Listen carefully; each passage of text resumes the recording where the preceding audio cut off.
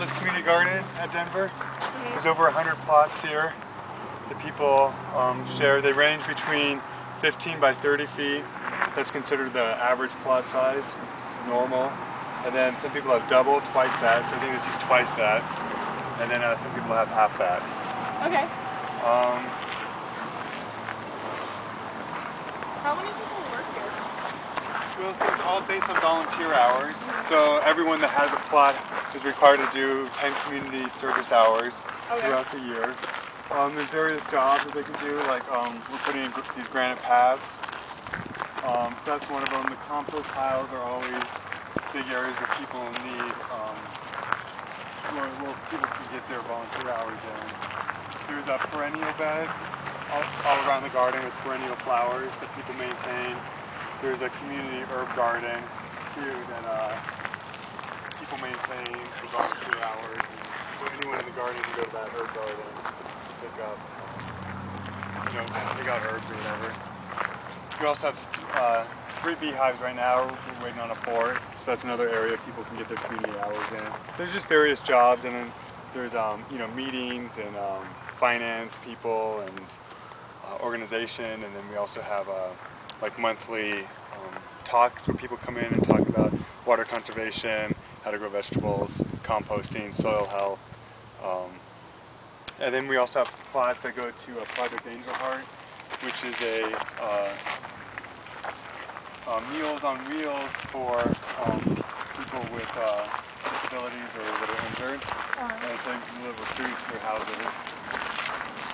Okay, so the food that comes here goes directly to the people that own the plots, or is it like a donation? Nope. Well, so people grow their food for their own plots, and then they can donate to any organization that they want. They just can't sell the food that they grow for profit. Right. So yeah, this is the herb garden where people can take their herbs. And so people are still working on it. It's been an uncharacteristic season because it's been so warm lately. Typically the frost date isn't until May 15th, but this year it was much sooner than that. So people are starting early, and some people are frost coming and not going to plant until June.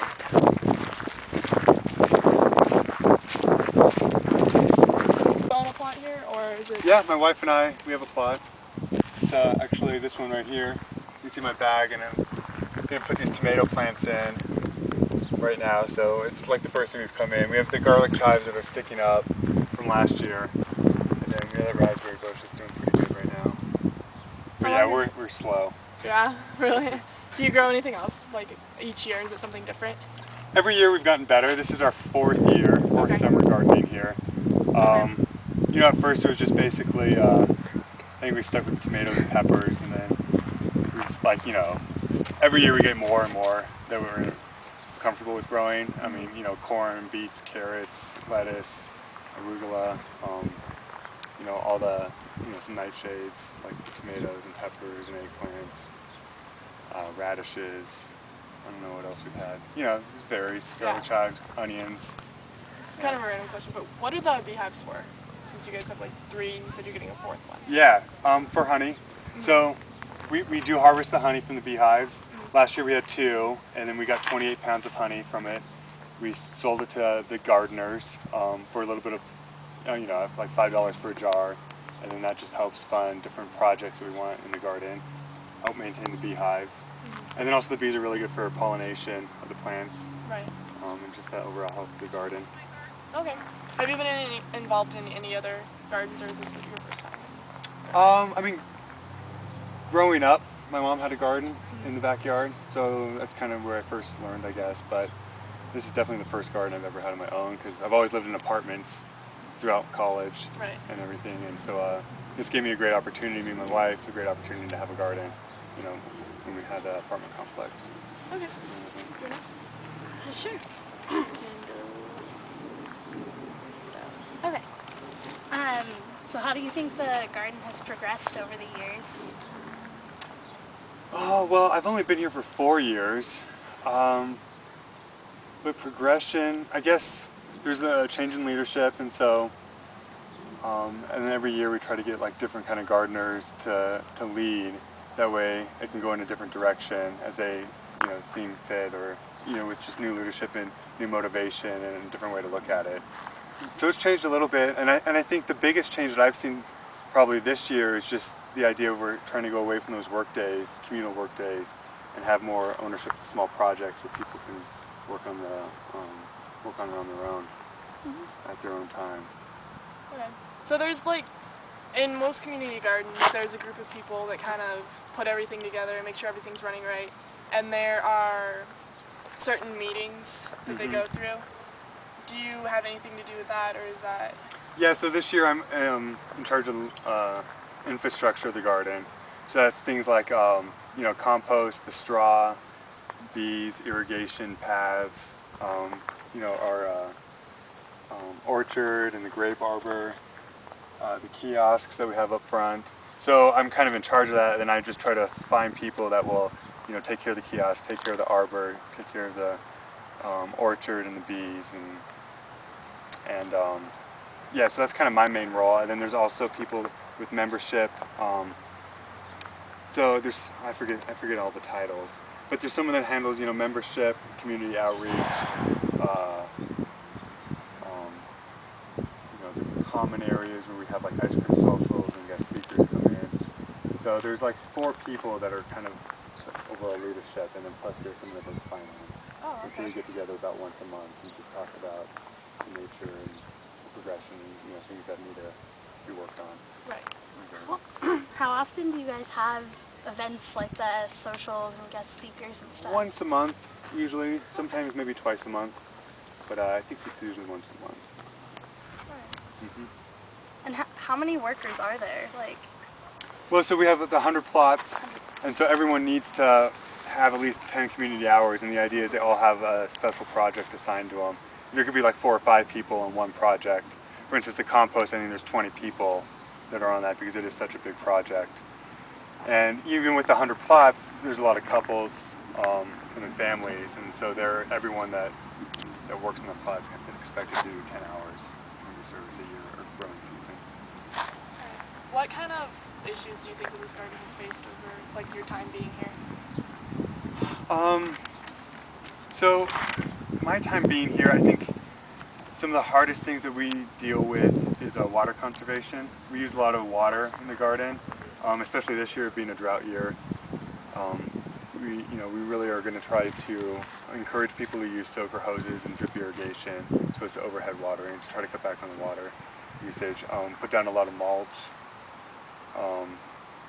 That also helps keep the moisture inside the soil as opposed to becoming evaporated.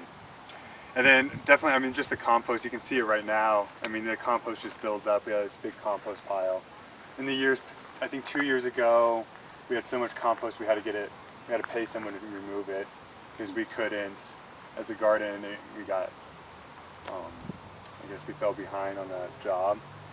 And then there's just no way we could have ever chopped it up and put it in the compost piles that we have here and for the next year. So we had to get rid of that. That was a big problem.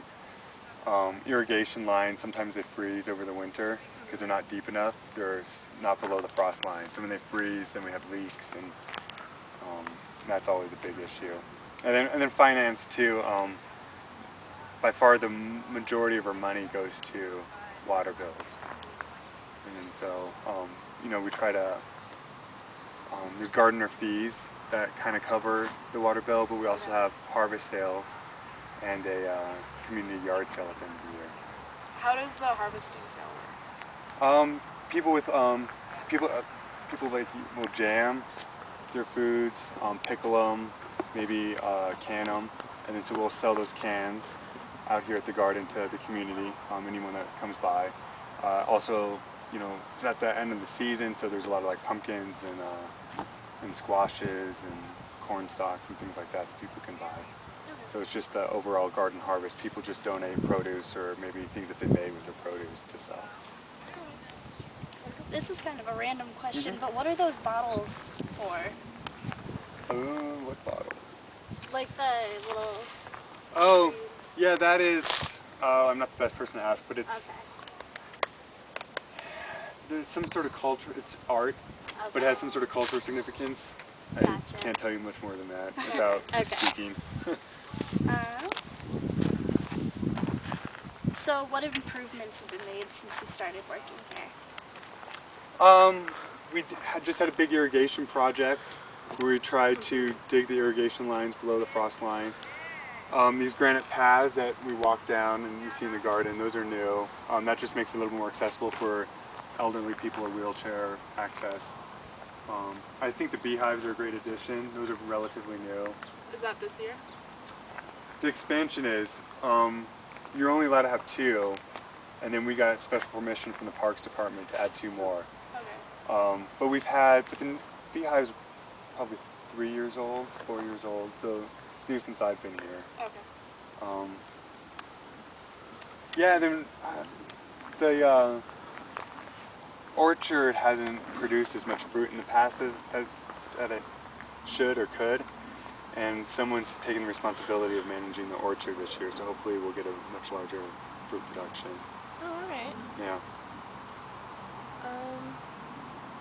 So, because this is close to a elementary school, do kids come over here and like work a lot, or is there like work days for kids? Actually, this elementary school's closed. Oh, it is? Yeah, it's not functioning. Okay. There's like DPS to SWAT training there occasionally. So sometimes you'll hear big bangs from inside the school. But as far as elementary schools, to my knowledge, we haven't had any work days focused around community outreach in that sense. Yeah. It's more like a local, like each person in their plots and their families? Okay. Yeah, as far as children involvement, yeah. Okay. Any other questions you guys have? I don't think so. So you guys don't do anything like educational, like days where you come and teach people about gardening and stuff like that? Or do you Not guys... outside. We do try to have people come in and talk about water conservation and soil health and canning and things like that, but it's really only for garden members as opposed to more of the community. Oh, okay. As of now, at least. Is that all you guys